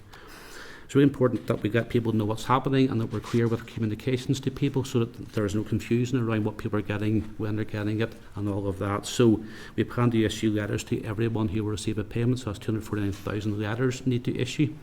It's planned that the letters will issue around 10 days before the payments land, so it gives people notice of what they're getting, when they're getting it, and all of that. The letters contain actually quite a lot of information for people. It tells them when payments will be made, how much they'll get, and importantly how to recognise the payment in your bank statement so people can really understand very clearly that is my fuel payment, and I understand that that's what it is, and that kind of avoids any confusion. The letters also let people know who to speak to, so we have operational teams on hand ready to take all the calls and queries, so there'll be phone numbers in there of who to ring, so they'll have information to contact us if they need to, and also the letters also contain other information around kind of GDPR legislation, people's rights, and all that sort of thing. So those letters are being prepared for every person who's receiving a payment, and that work's ongoing as well. We also plan wider external communications as well, so there'll be information about the payment will be available on the NI Direct web page, which will be standalone for this payment, so information there kind of more widely for people. On top of all of the letters and the NI Direct, I will also raise awareness of the payments near the time with yourselves, elected representatives, stakeholders, and via our own kind of social media channels as well. So there's lots of comms involved in this, and that is all in the planning as well as all of the payments at the moment. There will be a dedicated phone line, as I've said, which will be set up. The number of that will be included in the NI Direct kind of pays and on the letters that the folks will receive. And that will be there for people, as I said, to contact us. One of my own operational teams will staff that, so I've been working with them directly to get them ready for standing up the phone numbers and being available and trained and ready to deal with all the queries that we get once the payment's issued. So that's it, in the planning and the offering as well. And we'll prioritise those calls absolutely and try and deal with those as we get them and try and make sure that we deal with any queries as they come along. So lots of work involved so far. Next steps really around all that are that we need to keep going with the IT, keep going with all the comm stuff, keep going with all the processes, all the operational side of all of this. There's lots going on around all of that, and we are, as I say, on track, and we're keeping monitoring this every day, I can tell you as well. So just going to pass on my thanks to yourselves, for the legislation and getting that through. That was a really important step for us as we kind of build all the building blocks towards getting to the point of the payments being issued. And that's probably my update really for now, but happy to take any questions, of course, around any of that. So, okay. Thank you. So I suppose first one from me, David, is in relation to someone, and you've set out some more detail, and thank you for that, some more detail around the residential settings. Before I get to that question, just to say I do welcome the fact that this payment is being made. And I know that Kiva Archibald, I think it was, who allocated, 17 million, but I do want to reiterate the disgrace it was for the British government as one of their first acts to come in to cut that payment to so many vulnerable people. My question in relation to residential settings, you've set out there people 12 weeks before or not 12 weeks. For someone who remains in that residential setting at this point in time when the payment comes in, are there steps being taken to ensure that there are no additional charges levied on people by nursing homes when those payments start to hit the mat? So I suppose from our point of view, we will make the payment into the wherever it's usually I think where the state pension is going to, and if somebody is in a nursing home, regrettably I don't think there's a great deal we can do with what the nursing home may or may not do in relation to the charges or for the residents. I mean, we listened to what the committee said, and that's why we changed the policy to allow payments to be made to residential care, people who are residential care. I don't know what we can really do though with what those payments are. I understand the concern. Could I suggest the department engage with the Department for Health for them to issue guidance? So these are the homes are contracted. Potentially, it may be useful to issue guidance to the home that charges that have not been included within people's contracts should not be ad hoc or raised in that sense without clear guidance from the Department of Health. I think flagging it to the Department of Health as a potential issue would be one way to address it in advance rather than waiting to something like that. Certainly happy to take that and do that, yes. Yep. Okay, thank you. Kelly, please. Thanks very much, Conrad and David, for the update. Just on that residential care piece, am I right in thinking that there are some of those who are in health service residential care whose pension then is taken over as like a guardianship by the residential care, so they wouldn't actually see their money anyway? It'll go my straight understanding, in. yes. Yeah, so they'll the cover the payment is just it's going to wherever their benefit is going. Okay. Trying to implement a different approach would have added more time to this. And just finally, I'm just wondering, I know you've said 179,000 households. Yes. Do we know at this stage how many of those are the single 100 payments and how many are the 50, multiples of 50 payments? We do. So I can tell you of the 179,000 households, there are 110,000 are single households. There are 69,000 who are two or more people in the house. And I can also tell you of the 2 or more people in the house, 99% of the 69,000 are 2 people, and it's 1% would be 3 or more. Okay. Thank you. Okay. That's very helpful. Thanks, Kelly. Joanne? Okay, thank you. When can people expect to receive their payment? Okay, so I can tell you that it will definitely be before the end of March, and we are Okay. working, I can honestly say, really, Did you say really hard. definitely? Well, before the end of March is the Okay. aim, and we're doing everything we can to get it out before the end of March. Now, it does require all the IT sprints to line up, and we have progress on each one. We are number 3 at the moment. If things all go to plan and we're on track at the moment, and there's no indication that things won't be on track going forward, that is absolutely our aim, and we are on track to do it right now for the end of March. So that's as much as I can say. Okay, well, but we just need to keep watching every week as the thing keep kind of building and building. Can you repeat the numbers? Yes. Just I didn't see the report. Did you say 179? Yeah, so 179,000 households and 249,000 individuals. Okay, well, I'm glad that matches the number we were told we're missing out on the payment. So, Okay. yeah, that's good. And one other question, Chair. In terms of avoiding omissions or duplications, will the system be based on addresses, or is it on national insurance numbers? Obviously, you'll get some people who have double addresses, whether that I know there's all the arrangements about care homes, but people might be in and out. If people have either a holiday home or somewhere second home, somewhere they stay part of the time, or for people who, I don't know if it's people who live all year round in caravans. Sometimes I do hear there are people, obviously there's people in the travelling community as well.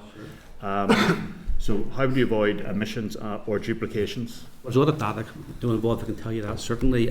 So we have the national insurance numbers involving by a lot of people who'll get the money. Yeah. In fact, what will happen is on your letter, you'll get the reference number, which includes your own NINO, plus a reference to understand when the money lands in the bank account, what the reference number is. So it's individual to people, based on national insurance numbers, but addresses do come into play because we need to understand who's in the household, whether it's £100, whether it's £50, all of that. So there's a whole range of data involved in that.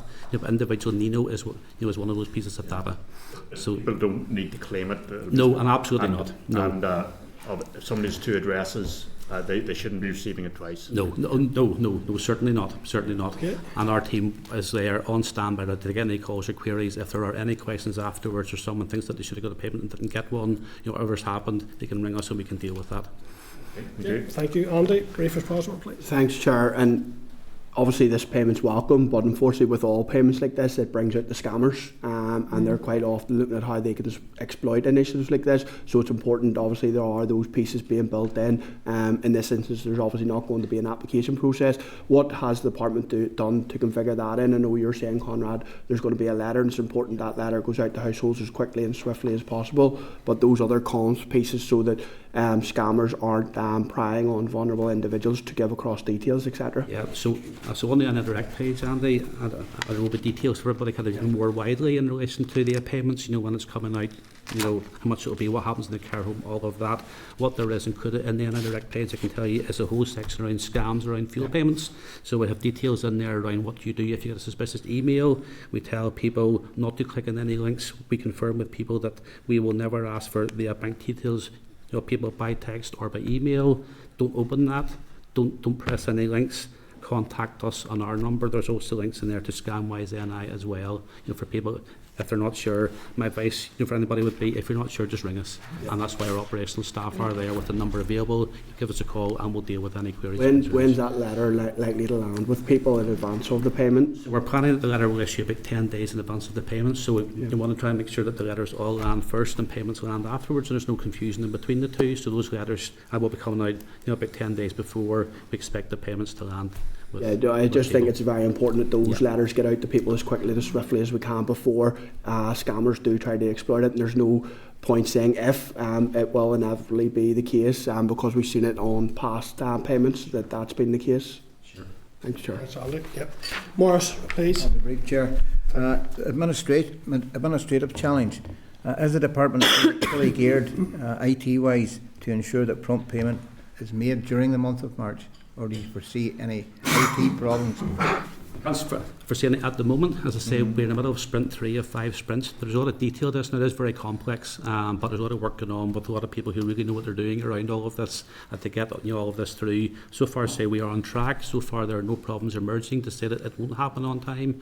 And one of the reasons why it does take this length of time is because it's really important that we get this accurate. We want to land this really well, and we want to make sure that the right people get the right money on time. So there is quite a bit of work to really make that happen. So no concerns at the moment, certainly, from what I can see in terms of our ability to get this right and get it done on time. Thank you. Thanks, Chair. Okay, thank you. So listen, I will thank the officials for that, and we'll move on to our formal consideration of the rule. Thank you. Thank you both. Thanks, David.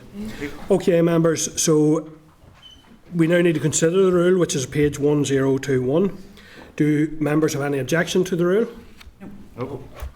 So therefore, can I put the question formally that the Committee for Communities has considered SR 2025/23, the Emergency Fuel Payment Regulations NI 2025, Pension Age Fuel Support Payment, and has no objection to the rule? Are we agreed?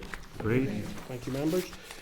Moving on, members, agenda item 8, SR 2025/22, the gaming machines in registered clubs, regulations NI 2025 at page 1034. So, members, we considered the SL1 for this rule at the meeting on 21st November 2024 when we were content for the Department to proceed to make the rule. This rule does bring licensed premises into line with the casinos. I have to say, I know we have had concerns around the lack of regulation and all that, and I think those do continue to be a matter of concern for the committee, and we will certainly continue to do work on that. However, I think this rule is essentially bringing it into line with other places and other places even within the north. So, any comments, members? Go ahead, Sian. If you want to do it. Yeah, I'm struggling a wee bit with it, and I think since we discussed the SL for this, we've obviously had representation from the APG on reducing harm. We've had multiple representations just in terms of, I suppose, the difficulty of us being a grey area for gambling regulation. So I think I'm just struggling slightly with the I suppose the reasoning behind it is just to bring us in parity with GB. That doesn't really, I suppose, justify it for me, in that we don't have the same regulations, we don't have the same protections as GB. So I suppose that's just where it's just a very difficult one in terms of if there was a better justification, I suppose, for bringing in this SR other than parity. Yeah, Melissa. And again, just as a member of the APG on gambling, I'd like to just endorse what exactly it is that has been said, that when we're talking particularly about gambling machines, the one-armed bandits and so on, if anything, the most seductive type of gambling in many respects, that we don't have that legislation here in the north of Ireland, will say that helps to protect those people who are problem gamblers. So again, I just have great difficulty in that with it as well, and I'd much prefer to see legislation here in the north of Ireland that's specific to the north of Ireland in itself, and that the gambling industry would then step up to the plate and take responsibility within it to ensure that we do address that whole issue of problem gambling. There isn't a town in Ireland that we don't have problem gamblers, as simple as that. And that's something we should be really aware of as well too. Yeah, and I do. Yeah, go ahead, Brad. I didn't interrupt you. Or are you okay? No, go you first. Right. I'll just summarise then. No, I mean, and I am supportive of it. We get to enough of the meetings of the APG on reducing harm from gambling, but I very much support its work, and will try and attend when I can. I'm also I'm aware that a lot of gambling now is done online, and I don't think generally we're against people who take part in gambling activities. I'm aware of the decline in bingo halls, which used to be a very popular activity, and there's now unregistered bingo taking place online, and that proper bingo halls are competing with. So I do think we need a measured approach to this to allow it to happen in regulated places that are known, because I would have a concern just about that unregulated growth of bingo happening, through Facebook and other means, which is squeezing out the legitimate sector. So there is a place for it as a social activity that people enjoy going to. Just very quickly, I'd worked on the gambling legislation in the last mandate. One of the things that is supposed to be coming forward is the levy, and we haven't seen that yet. And at the moment, as Malisha has said, there are problems with gambling across Northern Ireland, but we're not actually seeing enough investment going into supporting those or preventing those from having addiction issues with gambling. With this one, I know the alignment. And it's not that we're saying we're the government that's going to stop people, and the nanny state that's going to stop people from doing things. But I think on the back of this SR, I think we're all here to say we get where it's coming from. It is alignment, so go ahead with it, if I'm reading the room right.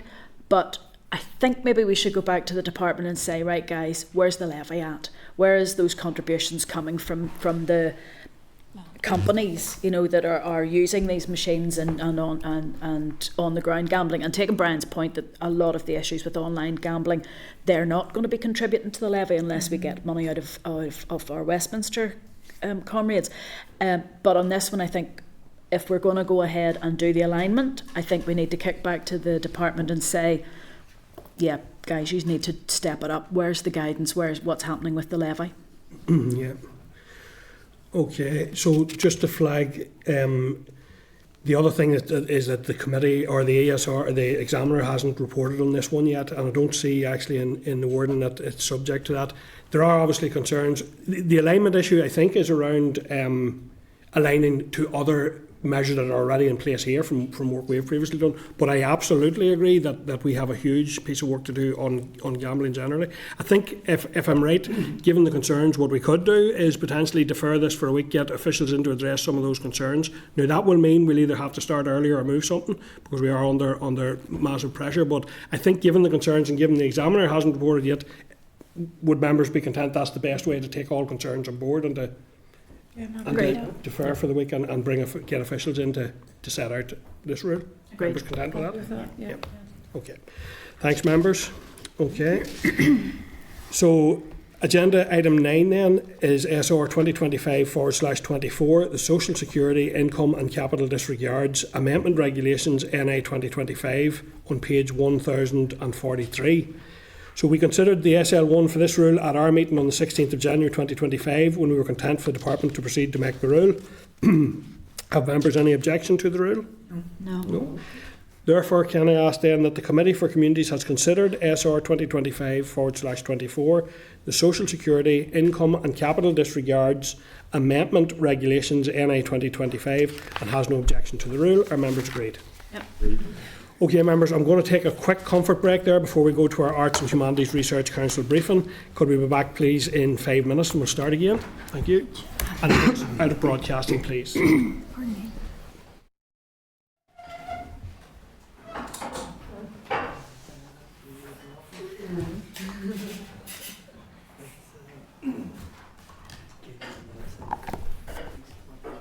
She. Okay, that's just out of broadcasting. No, we're still in public. Sorry, we're still in public, members. Committee Room 29. Sound.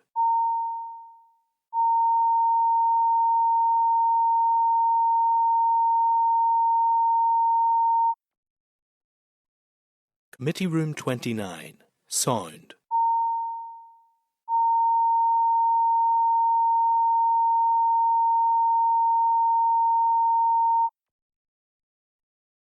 Committee Room 29. Sound.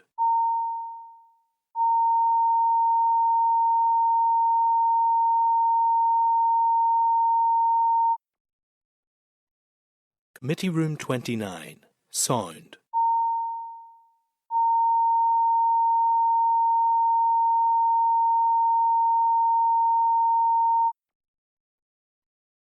Committee Room 29. Sound.